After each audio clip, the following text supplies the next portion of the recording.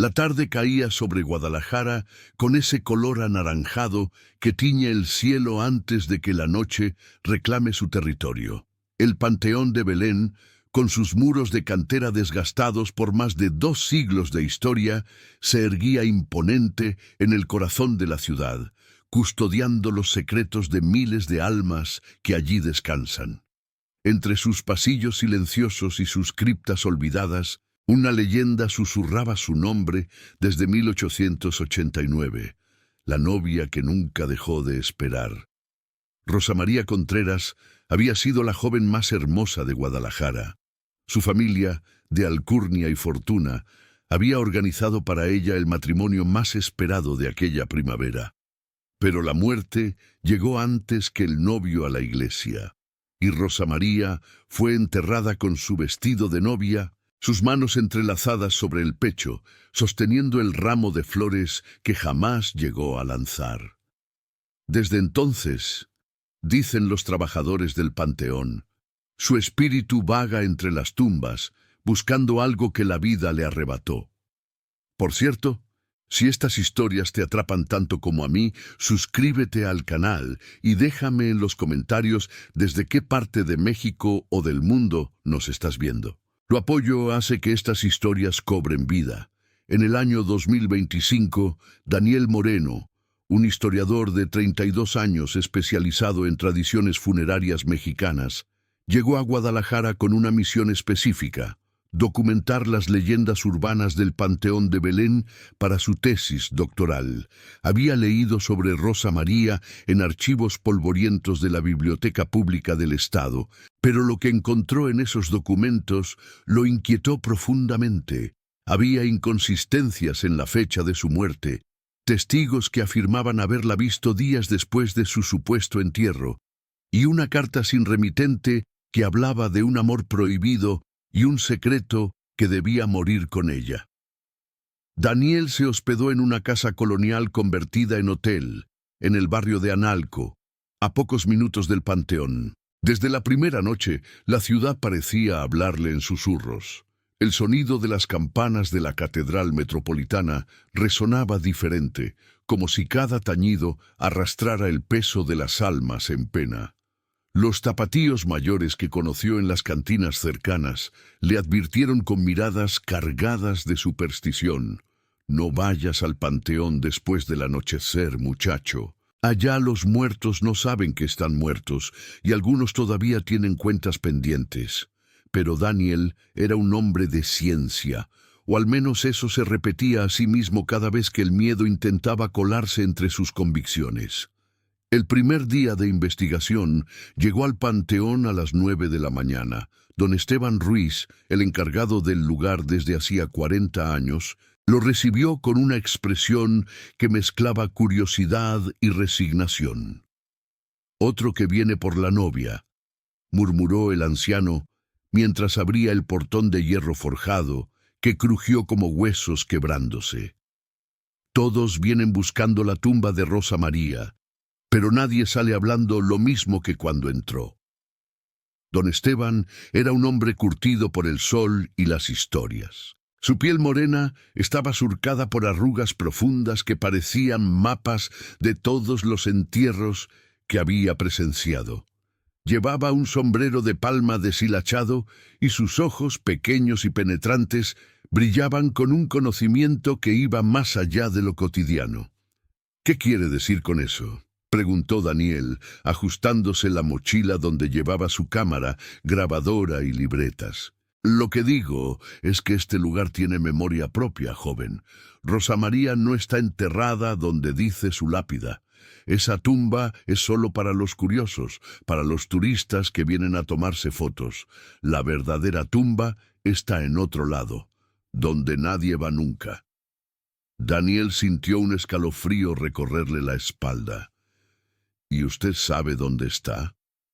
El viejo lo miró con una mezcla de compasión y advertencia. «Sé dónde está, pero también sé que no debería llevarlo. Hay cosas que es mejor dejar enterradas, literalmente.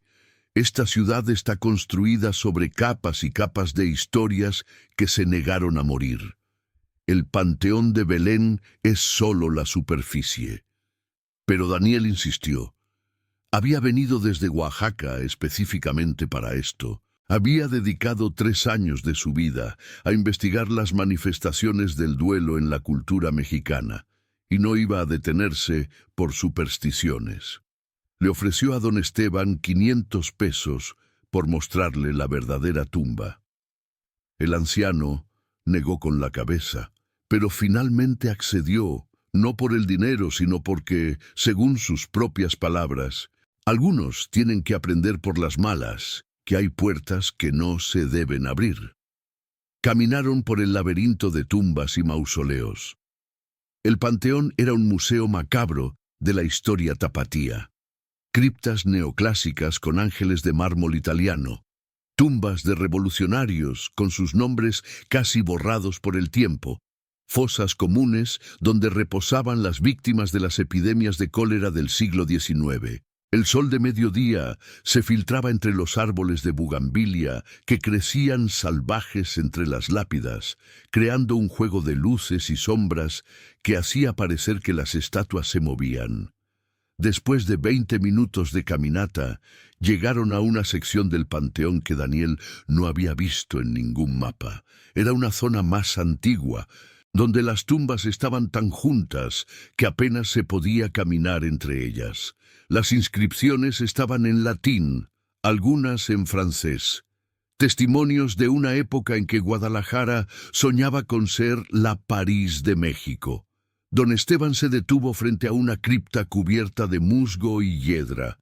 No había nombre visible en la lápida, solo un símbolo extraño, una rosa entrelazada con un reloj sin manecillas. «Aquí está», dijo el anciano con voz queda. «Aquí descansa Rosa María Contreras, o al menos aquí descansan sus huesos. Su espíritu es otra historia». Daniel se arrodilló frente a la cripta y comenzó a tomar fotografías. La estructura estaba sorprendentemente bien conservada para tener más de 130 años. Las rejas de hierro que protegían la entrada estaban oxidadas, pero firmes, y a través de ellas se podía ver una pequeña cámara mortuoria con un ataúd de madera oscura en el centro. «¿Por qué no está en la tumba oficial?», preguntó Daniel sin apartar la vista del ataúd. Don Esteban suspiró profundamente, como si estuviera a punto de contar algo que pesaba sobre sus hombros desde hacía décadas. «Porque Rosa María no murió de fiebre tifoidea, como dice la historia oficial. Murió porque su corazón no pudo soportar la traición. Su prometido, Ricardo Valenzuela, hijo de una de las familias más poderosas de Jalisco, la abandonó el día de la boda. Pero no por cobardía ni por otro amor. La abandonó porque le revelaron un secreto que Rosa María había guardado toda su vida. Era hija ilegítima de un sacerdote y una india purépecha. En aquella época, en aquella sociedad, eso era suficiente para destruir no solo un matrimonio, sino toda una estirpe».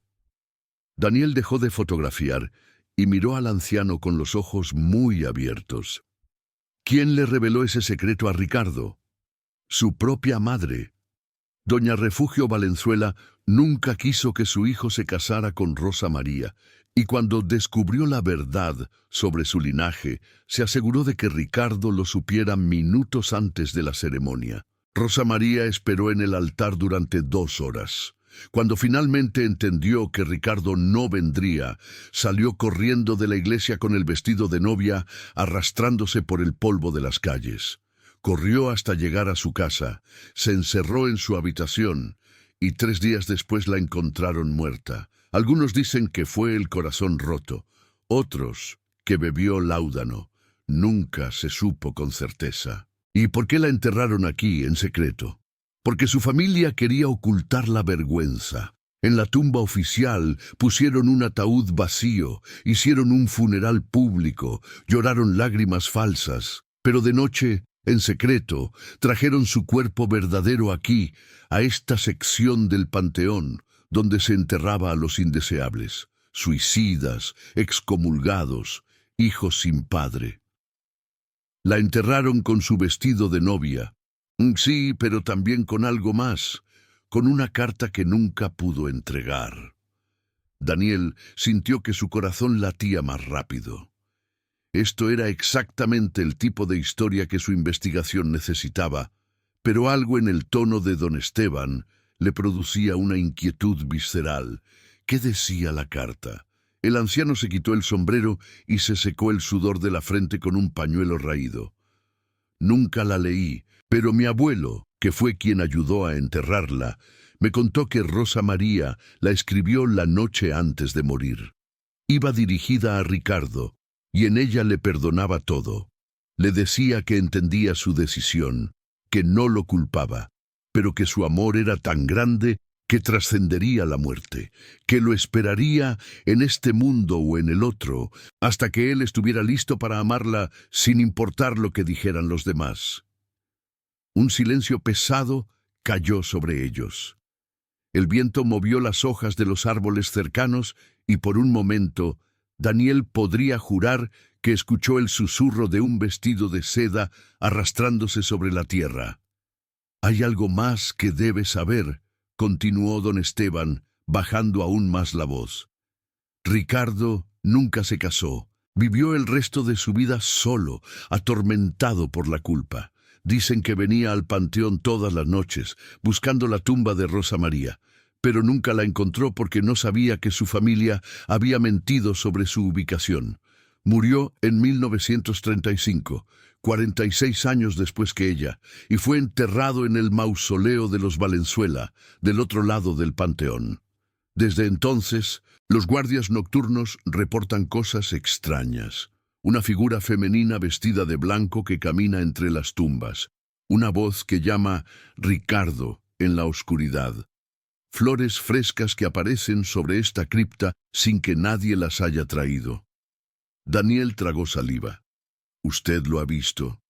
«Una vez, hace 20 años, cuando me tocó el turno de noche. Vi a una mujer joven, hermosa, con un vestido de novia antiguo, parada exactamente donde usted está ahora». Me miró con unos ojos tan tristes que sentí que me arrancaban el alma. No dijo nada, solo señaló hacia el mausoleo de los Valenzuela y desapareció. Al día siguiente encontramos la cripta de Ricardo abierta, como si alguien hubiera intentado sacar el ataúd. Pero las rejas estaban intactas, sin señales de forzamiento. Desde ese día me niego a hacer guardias nocturnas. Daniel no sabía si creerle por completo, pero la sinceridad en los ojos del anciano era innegable. Pasó el resto de la tarde documentando la cripta, tomando medidas, grabando audio ambiental, haciendo anotaciones detalladas. Cuando el sol comenzó a ocultarse y las sombras se alargaron como dedos esqueléticos entre las tumbas, don Esteban le tocó el hombro. «Es hora de irnos, el panteón cierra a las 6». Pero Daniel no quería irse. Había una pieza del rompecabezas que faltaba, algo que su instinto de investigador le gritaba que estaba justo frente a él, pero que no podía ver. «Me dejaría venir de noche, solo 1 hora para grabar el ambiente nocturno. Es importante para mi investigación». Don Esteban negó rotundamente. «Ni por todo el dinero del mundo, joven. Este lugar de noche es territorio de ellos, no nuestro». Pero Daniel ya había tomado una decisión. Esa noche saltaría la barda y entraría al panteón por su cuenta. No iba a dejar pasar la oportunidad de documentar lo que podría ser evidencia de un fenómeno paranormal genuino, o al menos de comprender mejor cómo las leyendas urbanas afectan la psique colectiva de una ciudad. Regresó a su hotel y esperó hasta la medianoche. Se vistió completamente de negro, preparó su mochila con linternas, cámaras con visión nocturna, grabadoras y una brújula. Mientras se preparaba, revisó una vez más los documentos que había encontrado en los archivos. Había una fotografía de Rosa María, tomada semanas antes de su boda. Era efectivamente hermosa, ojos grandes y oscuros, piel morena clara, cabello negro recogido en un elaborado peinado. Pero lo que más le impresionó fue su expresión. No sonreía. Miraba a la cámara con una intensidad que parecía atravesar el tiempo, como si supiera que su historia no terminaría bien. A las 12:30 de la noche, Daniel estaba frente a los muros del Panteón de Belén. La luna llena iluminaba las cúpulas de las criptas más grandes, creando un paisaje espectral. Las calles estaban desiertas, solo el ladrido lejano de perros callejeros rompía el silencio. Encontró un punto débil en la barda trasera donde los ladrillos estaban sueltos y con algo de esfuerzo logró trepar. Cayó del otro lado sobre un lecho de hojas secas que crujieron bajo sus pies como huesos quebrándose. El panteón de noche era un mundo completamente diferente. Las sombras parecían más densas. Los ángeles de piedra parecían observarlo con expresiones acusadoras, y el viento que soplaba entre las tumbas sonaba como lamentos ahogados. Encendió su linterna y comenzó a caminar hacia la sección donde estaba la verdadera tumba de Rosa María. Cada paso resonaba con un eco antinatural.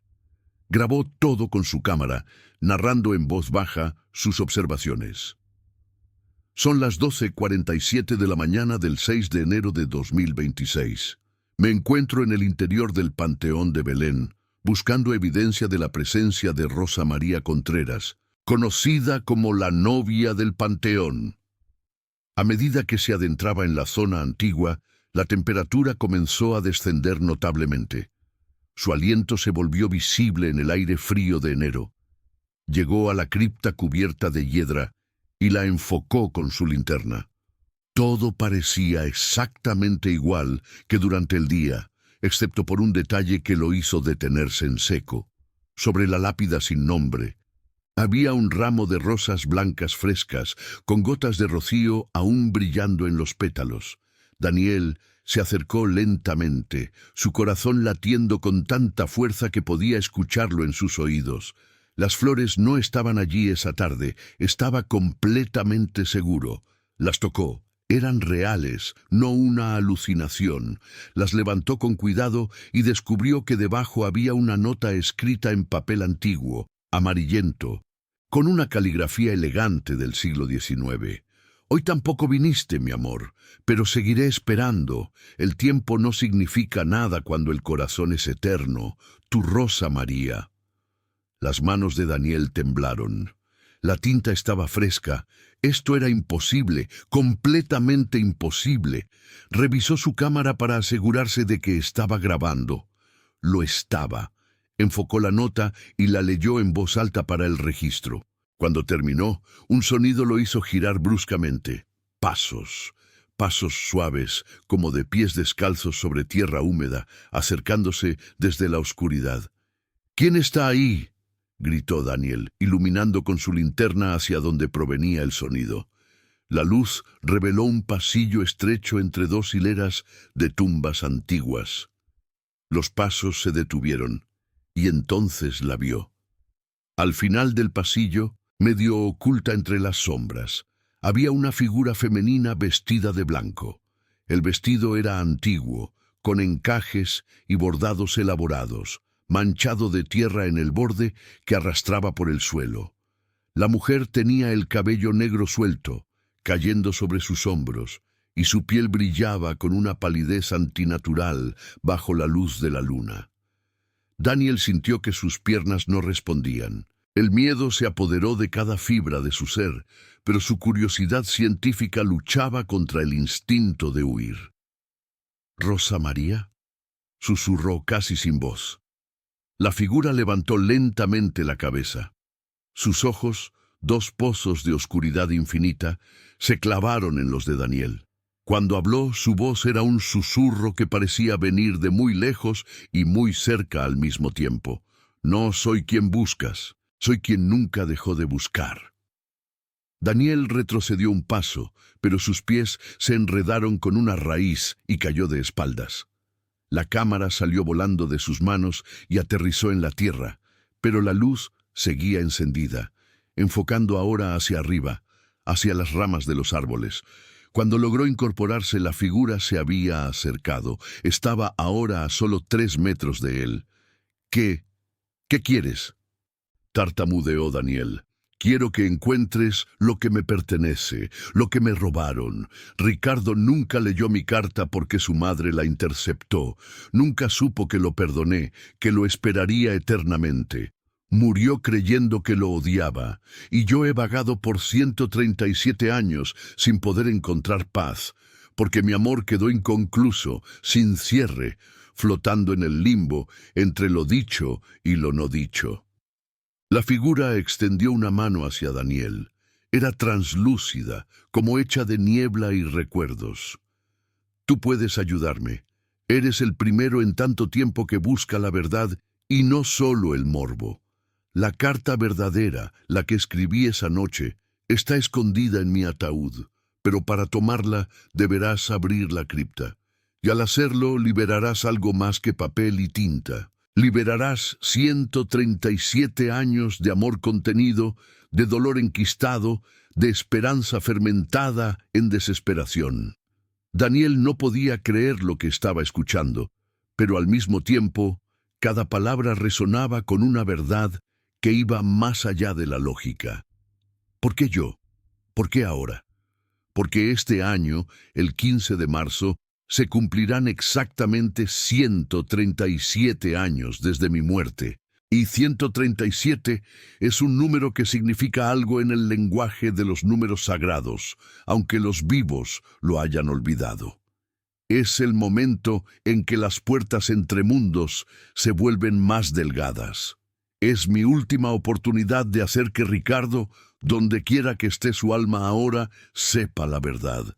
Y necesito un vivo que sea mi mensajero. Daniel tragó saliva. ¿Y si me niego? La figura de Rosa María no se movió, pero la temperatura descendió aún más, tanto que Daniel pudo ver escarcha formándose sobre las tumbas cercanas. No te obligaré. El libre albedrío es sagrado, incluso para los muertos. Pero si te niegas, continuaré vagando, y cada año que pase, mi desesperación crecerá, hasta que se convierta en algo oscuro, en algo que ya no recuerde el amor, sino solo el dolor. Y cuando eso suceda, este panteón se convertirá en un lugar donde ni los vivos querrán pisar, porque mi tristeza se volverá contagiosa, como una enfermedad del alma. No era una amenaza, era una advertencia. Daniel lo entendió con una claridad que lo aterrorizó. Se puso de pie lentamente, recogió su cámara y enfrentó a la aparición. ¿Qué tengo que hacer exactamente? La figura de Rosa María pareció aliviarse, como si un peso invisible se levantara ligeramente de sus hombros espectrales. Abre la cripta mañana cuando salga el sol. Los muertos no podemos tocar nuestras propias tumbas. Es parte de la maldición de no poder descansar. Encontrarás la carta en un compartimento secreto dentro del ataúd, junto a mi corazón. Tómala, léela y llévala al mausoleo de Ricardo Valenzuela. Colócala sobre su tumba y léela en voz alta. Ese simple acto de un vivo hablando las palabras de un muerto a otro muerto, romperá el hechizo que nos mantiene separados.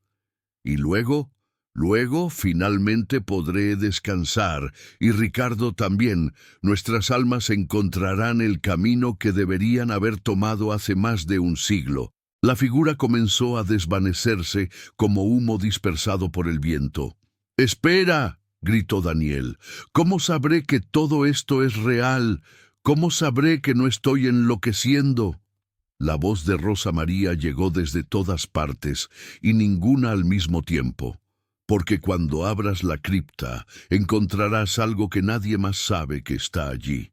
Junto a mi corazón encontrarás un anillo. Un anillo de oro con una inscripción en purépecha, el idioma de mi madre.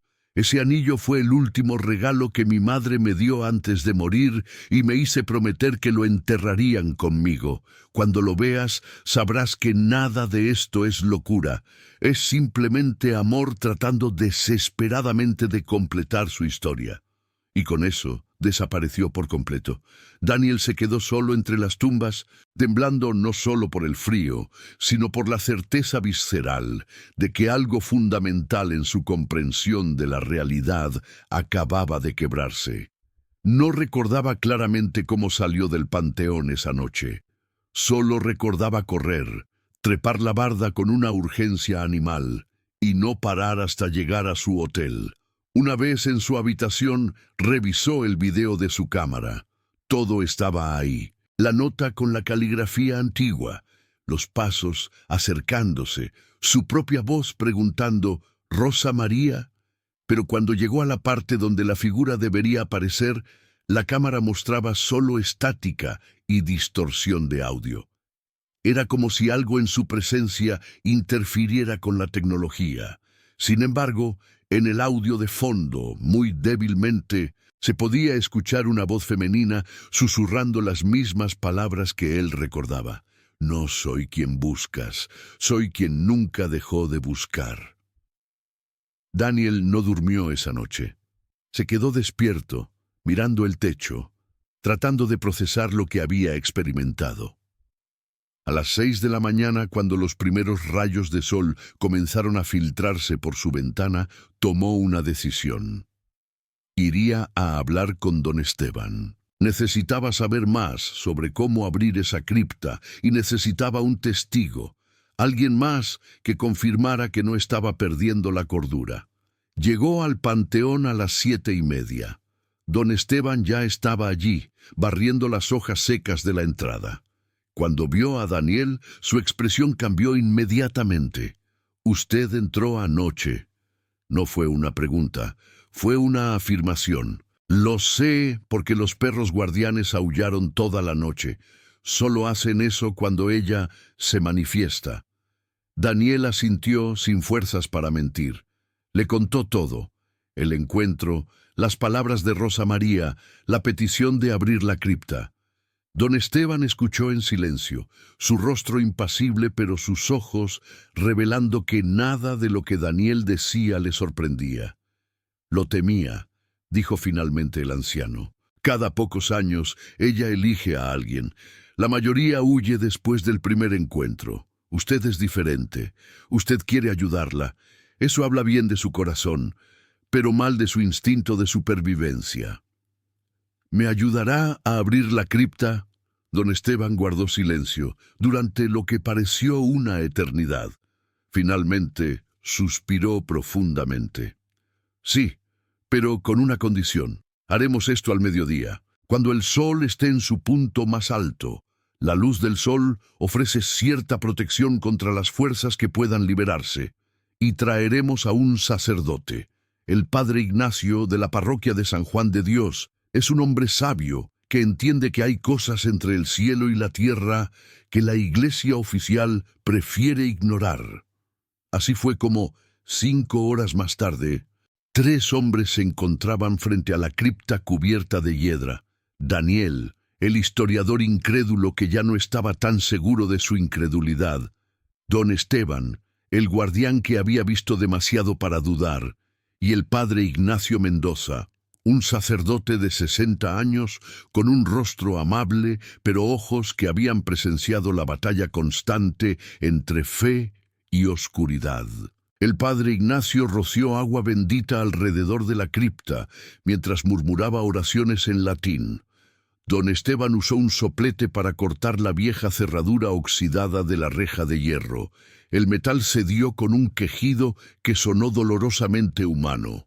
Cuando finalmente abrieron la reja y entraron a la pequeña cámara mortuoria, el aire se sintió diferente, denso, cargado de una energía que hacía que se erizaran los vellos de la nuca. El ataúd de madera oscura estaba sorprendentemente bien conservado. Tenía tallados elaborados de rosas y ángeles y una placa de bronce con el nombre real: Rosa María Contreras García, 1870-1889. Esperanza en el silencio. «¿Está listo?», preguntó don Esteban, su mano temblando ligeramente sobre el borde del ataúd. Daniel asintió. El padre Ignacio continuó sus oraciones, ahora en español, pidiendo protección y luz. Con un esfuerzo conjunto, levantaron la pesada tapa del ataúd. Lo que vieron dentro hizo que todos retrocedieran un paso, incluso el padre. Rosa María Contreras yacía allí, preservada de una manera que desafiaba toda lógica científica o natural. Su vestido de novia, aunque amarillento por el tiempo, estaba intacto. Su piel, aunque pálida como el mármol, no mostraba signos de descomposición. Sus manos, entrelazadas sobre el pecho, sostenían aún los restos secos de lo que una vez fue un ramo de flores, y sus ojos, aunque cerrados, parecían estar a punto de abrirse en cualquier momento. «Esto es imposible», susurró Daniel. «El cuerpo debería estar completamente descompuesto después de tanto tiempo». El padre Ignacio se acercó con cuidado. Hay casos documentados de incorruptibilidad en santos, pero esto es diferente. No es gracia divina lo que la preserva. Es algo más antiguo, algo que la voluntad humana puede hacer cuando se niega a aceptar el fin. Daniel, con manos temblorosas, se acercó al ataúd. Recordó las palabras de Rosa María, «junto a mi corazón». Con infinito cuidado, deslizó su mano bajo el cuerpo sobre el lado izquierdo del pecho. Sus dedos tocaron algo sólido, un compartimento. Presionó suavemente y escuchó un clic. Una pequeña sección del forro interior del ataúd se abrió, revelando un espacio hueco. Dentro había dos objetos: una carta sellada con lacre rojo y un anillo de oro con intrincadas inscripciones que Daniel no podía leer, pero reconoció como el alfabeto purépecha. «Dios misericordioso», murmuró el padre Ignacio. «Es exactamente como ella dijo». Daniel tomó ambos objetos con reverencia. La carta era liviana, como si el tiempo hubiera consumido parte de su sustancia, pero no su esencia. El anillo, en cambio, era sorprendentemente pesado, como si cargara el peso de todas las generaciones que vinieron antes de Rosa María. En ese momento, una brisa fría recorrió la cámara mortuoria, a pesar de que no había ventanas ni aberturas. Las velas que el padre Ignacio había colocado alrededor parpadearon. Y por un instante, solo un instante, Daniel juró ver una sonrisa formarse en los labios de la novia muerta. Cerraron el ataúd con cuidado, como si temieran despertar algo que era mejor dejar dormir. Salieron de la cripta en silencio, cada uno perdido en sus propios pensamientos sobre lo que acababan de presenciar. Don Esteban volvió a sellar la reja, pero esta vez con un nuevo candado, uno que él mismo bendijo con una oración aprendida de su abuela, una mezcla de catolicismo y tradiciones indígenas que precedían a la conquista. Ya afuera, bajo la luz cegadora del sol de mediodía, Daniel miró la carta en sus manos. El lacre rojo tenía un sello, una rosa entrelazada con la letra R. Sus manos temblaban al sostenerla. «¿La abro ahora?». El padre Ignacio negó con la cabeza. «Léala cuando esté solo.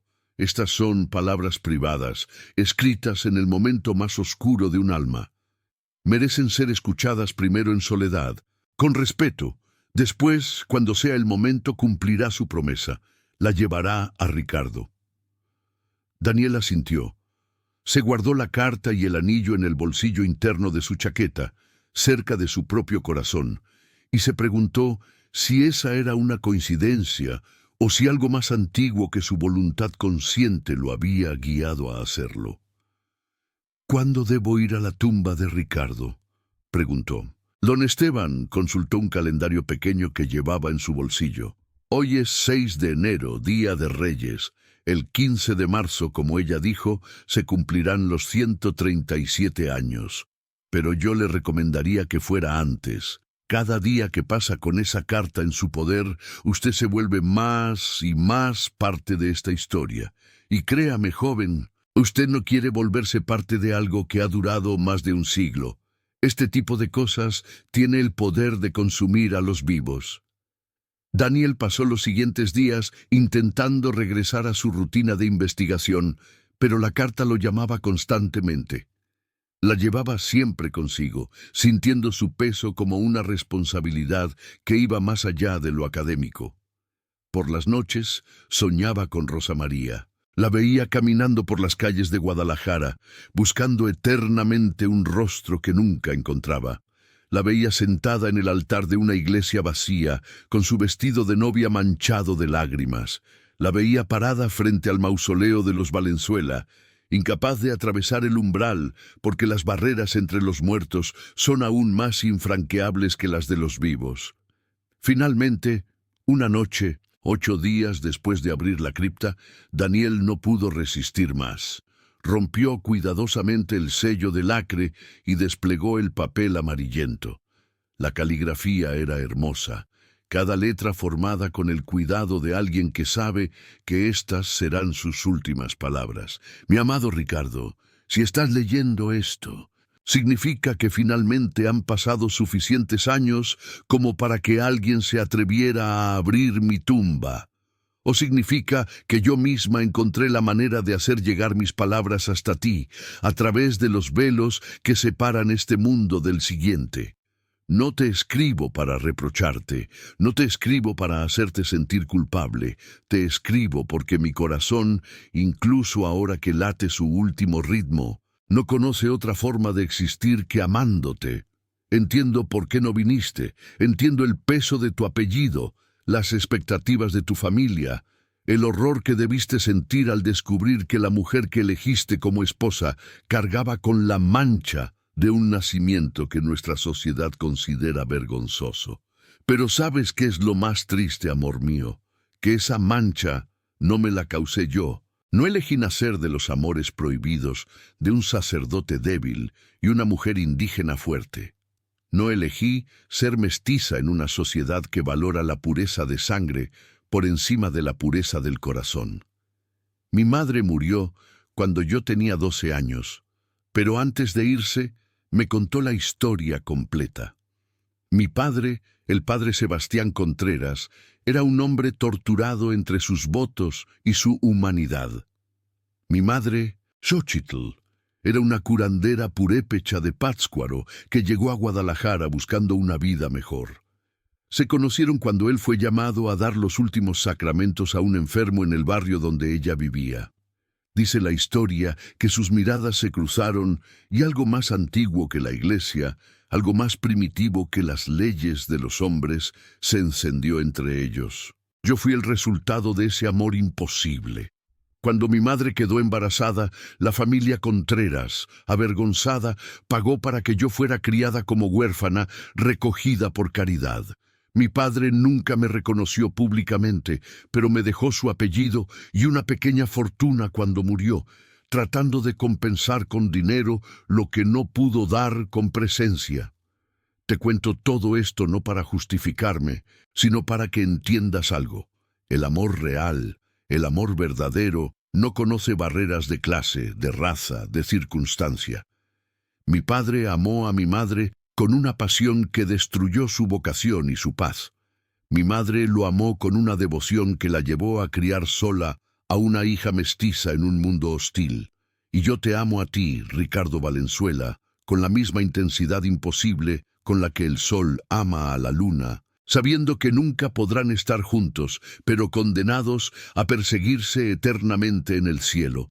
No vine a este mundo pidiendo ser amada. No te pedí que me amaras, pero cuando me miraste por primera vez en aquel baile, cuando tu mano tocó la mía y sentí que mi corazón finalmente encontraba su hogar, supe que mi alma había estado esperando ese momento desde antes de nacer. Ahora me voy. No porque quiera morirme, sino porque vivir sin ti, sabiendo que me rechazaste no por quien soy, sino por quien fue mi madre, es un dolor que mi cuerpo ya no puede contener. Dicen que el corazón puede morir de tristeza. Yo soy la prueba de que eso es cierto. Pero aquí está lo que tu madre, con toda su preocupación por la pureza de sangre y el honor familiar, nunca entenderá. El amor no muere. Puede ser ignorado, puede ser rechazado, puede ser enterrado bajo capas de vergüenza y normas sociales, pero no muere. Te esperaré, Ricardo. En este mundo o en el otro, te esperaré. No como una maldición, no como un fantasma vengativo de las historias que asustan a los niños. Te esperaré como lo que siempre fui para ti, una mujer que te amó con todo lo que era, libre de condiciones, libre de expectativas. Si alguna vez, en alguna vida, en algún momento, tu alma recuerda lo que tu mente rechazó, búscame. No entre los vivos, porque para entonces ya habré partido. Búscame en los momentos quietos, cuando tu corazón está en silencio y puedes escuchar más allá del ruido del mundo. Allí estaré, esperando como prometí, hasta que finalmente puedas amarme sin miedo a lo que dirán los demás. Y si nunca llega ese momento, si tu alma elige olvidarme como tu mente lo hizo, entonces simplemente desapareceré en la nada de la cual todos venimos. Pero al menos habré amado, al menos habré conocido, aunque fuera brevemente, lo que es sentir que tu existencia tiene un propósito más allá de ti mismo. Este anillo que dejo junto a mi corazón fue el último regalo de mi madre. Ella me dijo que había pertenecido a su abuela y a la abuela de su abuela, remontándose a tiempos en que nuestra gente vivía libre en las montañas de Michoacán, antes de que llegaran los españoles con sus conceptos de pecado y vergüenza. La inscripción en purépecha dice: Cuinchecua eratzi janjascataecha. El amor verdadero no conoce fronteras. Ese es mi legado, Ricardo. No las propiedades que dejaré, no el apellido robado que llevo, sino esta simple verdad. Amé verdaderamente, y ese amor no conoció fronteras, ni siquiera la frontera final entre la vida y la muerte. Perdóname por no ser lo suficientemente fuerte para vivir sin ti. Pero más importante, perdóname por amarte tanto que incluso mi muerte llevará tu nombre. Tuya eternamente, incluso en el silencio del más allá, Rosa María Contreras, García P.D.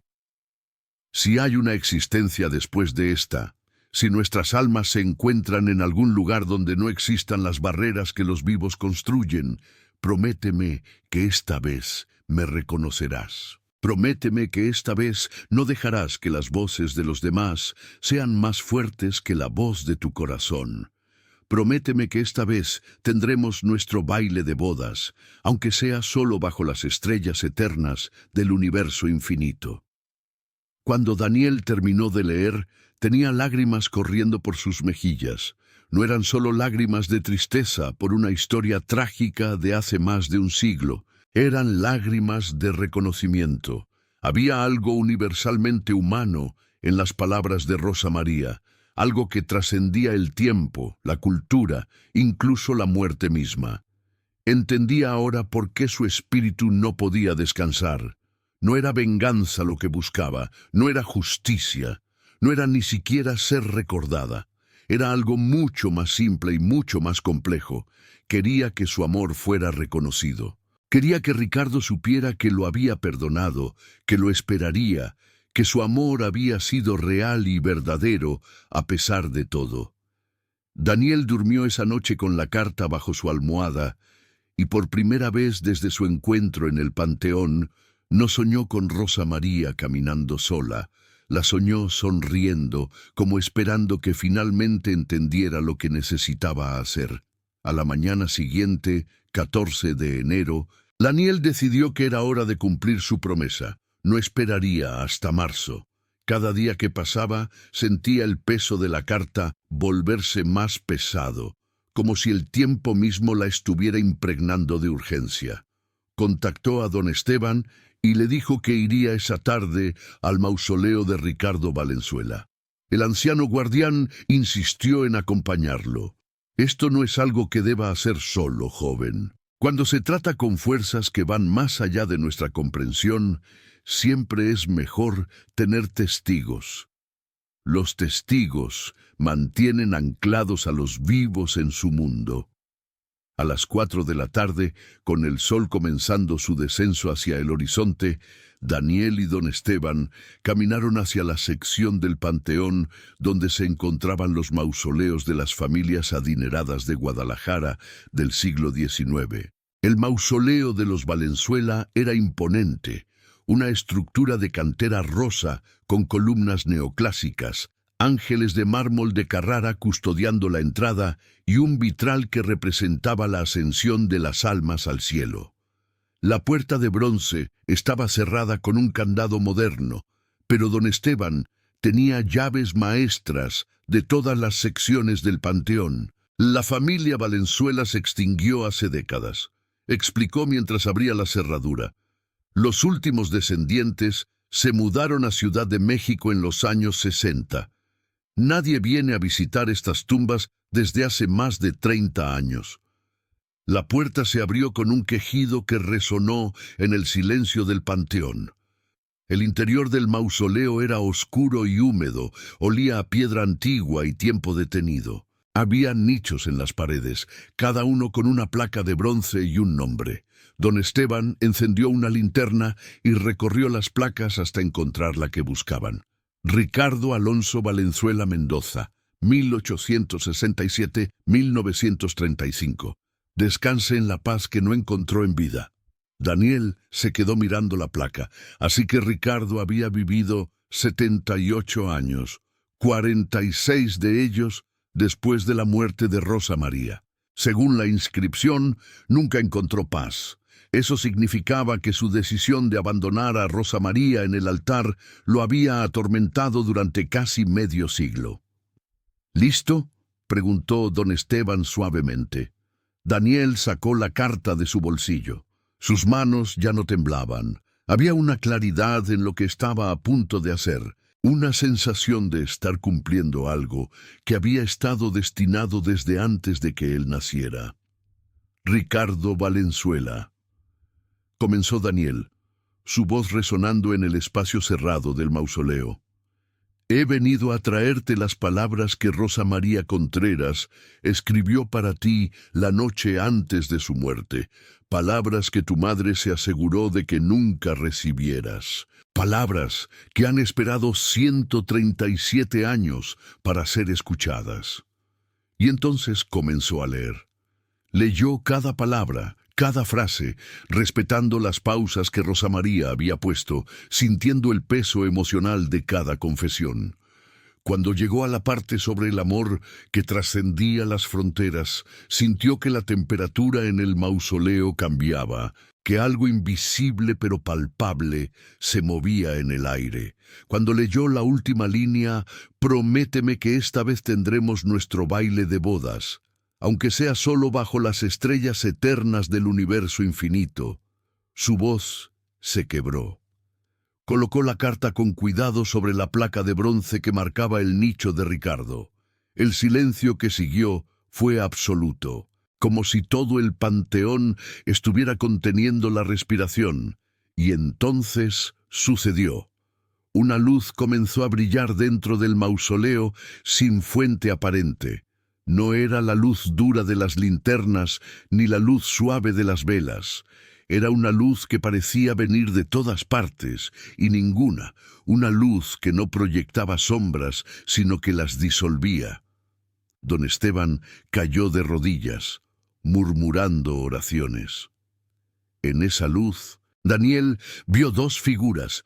Una era Rosa María, pero ya no con el rostro triste y desesperado que había visto en el panteón. Sonreía con una alegría que iluminaba su ser entero. La otra figura era un hombre alto, de porte aristocrático, que Daniel supo instintivamente que era Ricardo. Tenía los ojos llenos de lágrimas mientras miraba a Rosa María. «Lo siento», susurró Ricardo, aunque Daniel no estaba seguro de si escuchaba con sus oídos o con algo más profundo. He vivido toda mi vida con el peso de mi cobardía.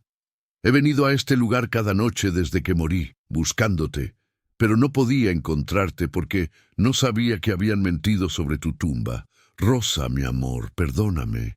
Rosa María extendió su mano hacia él. Ya no hay nada que perdonar. El tiempo de las heridas ha terminado. Alguien finalmente habló las palabras que necesitábamos escuchar. Alguien finalmente fue el puente entre tu silencio y mi espera. Las dos figuras se tomaron de las manos, y en ese momento algo cambió en la luz que las rodeaba. Se volvió más brillante, más cálida, y comenzó a elevarse hacia el techo del mausoleo, no como humo que se disipa, sino como almas que finalmente encuentran el camino que deberían haber tomado hace más de un siglo. Antes de desaparecer por completo, Rosa María miró a Daniel. «Gracias», dijo con una voz que ahora sonaba libre de todo dolor. «Gracias por creer cuando la razón te decía que no lo hicieras. Gracias por amar las historias de los muertos lo suficiente como para honrarlas. Tu corazón tiene el don de ver más allá del velo. Úsalo sabiamente». Y entonces, tan rápido como había comenzado, todo terminó. La luz se desvaneció. El mausoleo volvió a estar oscuro y silencioso. La carta que Daniel había colocado sobre la placa de Ricardo comenzó a desintegrarse, como si finalmente pudiera rendirse al tiempo que había ignorado durante 137 años. En segundos, se había convertido en polvo que una brisa inexplicable llevó hacia arriba, hacia afuera, hacia el cielo que se oscurecía. Don Esteban se puso de pie lentamente, apoyándose en la pared. Sus ojos brillaban con lágrimas. «En 40 años trabajando en este panteón», dijo con voz ronca, «he escuchado muchas historias, he visto sombras que no deberían existir. He sentido presencias que la ciencia dice que son imposibles, pero nunca, nunca había visto a dos almas encontrarse y partir juntas. Usted les dio algo que ni el tiempo ni la muerte pudieron darles: cierre». Daniel no sabía qué decir.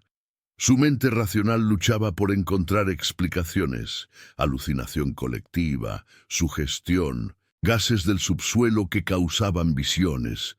Pero su corazón sabía que lo que había presenciado era real, de una manera que iba más allá de la realidad física. Salieron del mausoleo en silencio. Afuera, el sol se estaba poniendo, pintando el cielo de Guadalajara con tonos de naranja, rosa y púrpura. Las campanas de la catedral comenzaron a repicar, marcando las 6 de la tarde, y su sonido ya no parecía cargar el peso de las almas en pena. Era solo el sonido de campanas, hermoso y simple, marcando el paso del tiempo para los vivos. Esa noche, Daniel regresó al hotel y escribió todo en su diario. Cada detalle, cada sensación, cada palabra. Sabía que nunca podría incluir esta experiencia en su tesis doctoral. Ningún comité académico la aceptaría como evidencia válida, pero también sabía que era la historia más importante que había documentado en su vida. Los días siguientes fueron extraños. Daniel se sentía diferente, como si algo en él hubiera cambiado fundamentalmente. Continuó su investigación en el panteón, entrevistando a guardias, registrando testimonios, fotografiando tumbas, pero ahora todo lo veía con ojos diferentes.